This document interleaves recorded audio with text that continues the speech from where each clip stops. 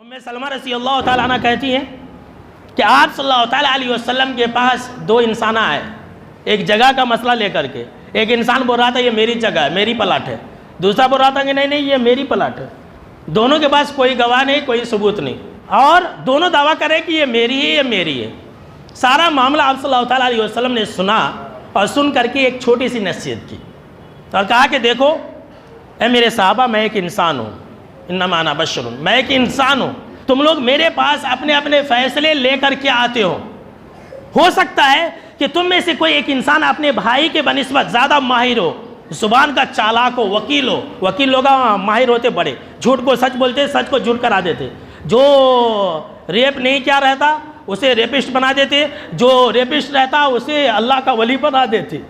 تو آپ صلی اللہ تعالیٰ علیہ وسلم نے فرمایا کہ تم میں سے کوئی ایک انسان زبان کا ماہر ہوگا, اچھا ماہر ہوگا بولنے میں. اب میں اس کی باتوں میں آ کر کے میں اس کے حق میں اس کے بھائی کی جو چیز ہے, جو زمین ہے, جو جائیداد ہے, میں اس کے حوالے کر دوں, لیکن وہ اس کی نہیں ہے. تو آپ صلی اللہ تعالیٰ علیہ وسلم نے فرمایا کہ میری امت کے لوگوں سن لو, اے میرے صحابہ کرام سن لو, اگر میں ایسا دے دوں تو وہ انسان ہرگز نہ لے, وہ انسان ہرگز نہ لے, دوسروں کی جگہ ہرگز نہ لے. کیوں؟ اس لیے کہ وہ تو ایک آگ کا ٹکڑا ہوگا جو میں اسے اٹھا کر کے اپنے ہاتھ سے دوں گا. لوگ جو ہے تھوڑی جگہ کے لیے لڑتے ہیں, 4 انگل کی جگہ, 1 بالشت کی جگہ جو ہے قبضہ کر لیتے ہیں, اور یہ بھی اس کے اندر شامل ہے. جی ہاں سن لیجیے, بات اب یاد آئی مجھے.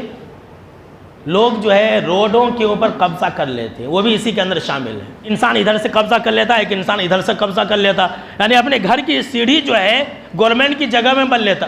تو یہ ساری چیزیں اس کے اندر شامل ہے. کیا فرمایا جناب محمد عربی صلی اللہ تعالیٰ علیہ وسلم نے کہ جو انسان ظلماً کسی کے 1 بالشت جگہ رکھ لیتا ہے, یہاں تو 3 سینٹ رکھ لیتے, 1 ایکڑ رکھ لیتے. جو انسان 1 بالشت جگہ, 1 بالشت کتنی ہوئی, اتنی ہوئی, دیکھ لیجئے 4 انگل کے برابر جگہ.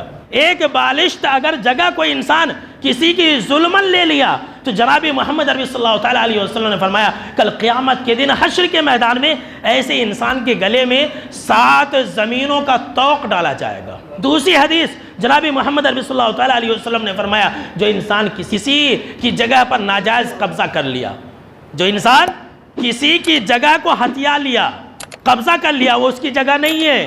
تو آپ صلی اللہ تعالیٰ علیہ وسلم نے فرمایا ایسے انسان کو کل قیامت کے دن حشر کے میدان میں 7 زمینوں کے نیچے اللہ دھسا دے گا.